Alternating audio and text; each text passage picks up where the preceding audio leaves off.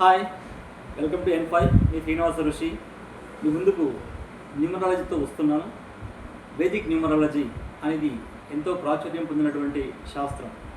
ఇది క్రీస్తు పూర్వం 6వ శతాబ్దం నుంచి కూడా మన యొక్క ఋషులు, మునులు, రాజులు కూడా దీన్ని ఫాలో అయినటువంటి సందర్భాలు ఎన్నో ఉన్నాయి.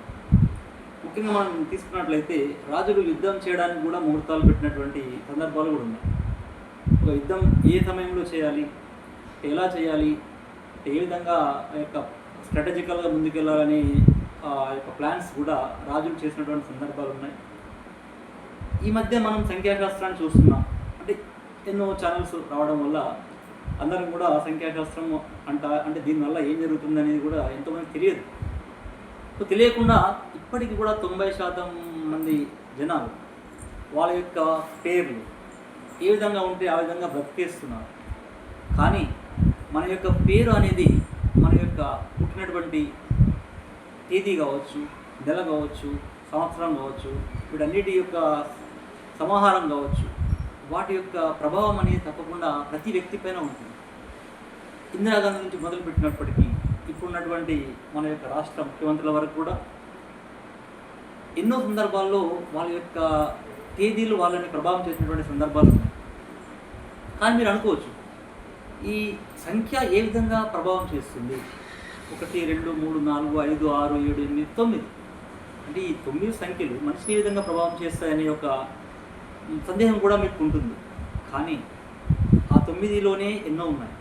అంటే సర్వం కోటి అయినప్పటికీ ఈ 9లోనే ఉంటుంది. 10 కోట్లైనా ఈ 9లోనే ఉంటుంది. 20 కోట్లైనా ఈ 9లోనే ఉంటుంది. 100 కోట్లైనా ఈ 9లోనే ఉంటుంది.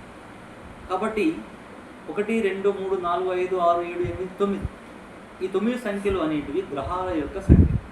అంటే ప్రతి ఒక్క సంఖ్యకు ఒక గ్రహం అనేది రిప్రజెంట్ చేస్తుంది.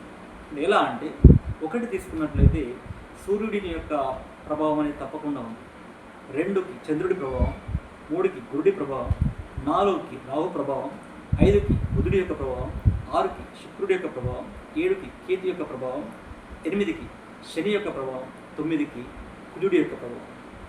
సో ప్రతి నంబర్కి కూడా ఒక గ్రహం అనేది తప్పకుండా రిప్రజెంట్ చేస్తుంది. కాబట్టి మనం పుట్టినటువంటి ఆ నంబర్లు మన పైన ప్రభావం చూపిస్తుంది.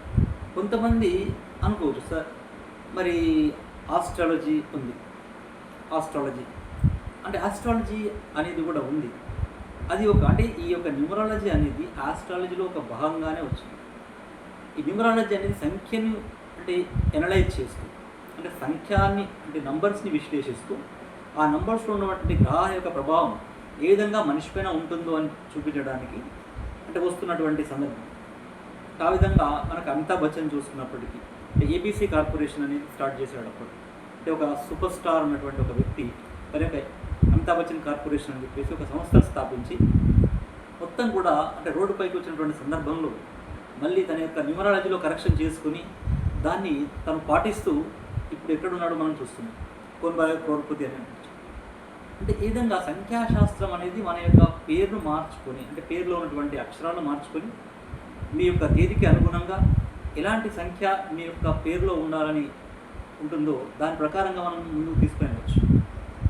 సో మనం ఈరోజు ఈ 9 యొక్క నంబర్ల యొక్క అంటే ఇంపాక్ట్ ఎలా ఉంటుంది, ఏ నంబర్లు 9 కిందికి వస్తాయి, ఏ నంబర్లు 8 కిందికి వస్తాయి, ఏ నంబర్లు 7 కిందికి, 6 కిందికి, 5 కిందికి, అండ్ 4, 3, 2, 1 చూద్దాం.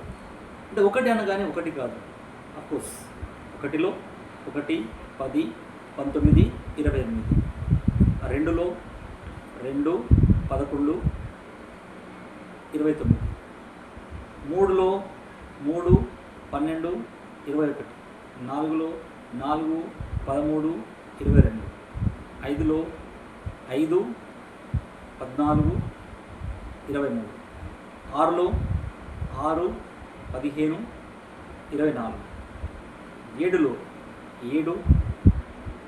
24, 7లో 7, 16, 25, 8లో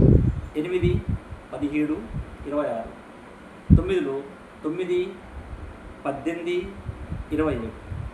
అంటే ఈ విధంగా ఈ తేదీల్లో పుట్టిన వాళ్ళందరూ కూడా ఆయా సంఖ్యలు అంటే ఏ విధంగా ఫర్ ఎగ్జాంపుల్ 27 ఉంది అనుకోండి, 27 2 + 7 అయితే 9 అవుతుంది. అంటే చివరికి మళ్ళీ 9 అంటే సింగిల్ డిజిట్గా మార్చుకున్నప్పుడు ఆ సింగిల్ డిజిట్గా వచ్చేటువంటి నంబరే మన యొక్క తేదీ కావచ్చు.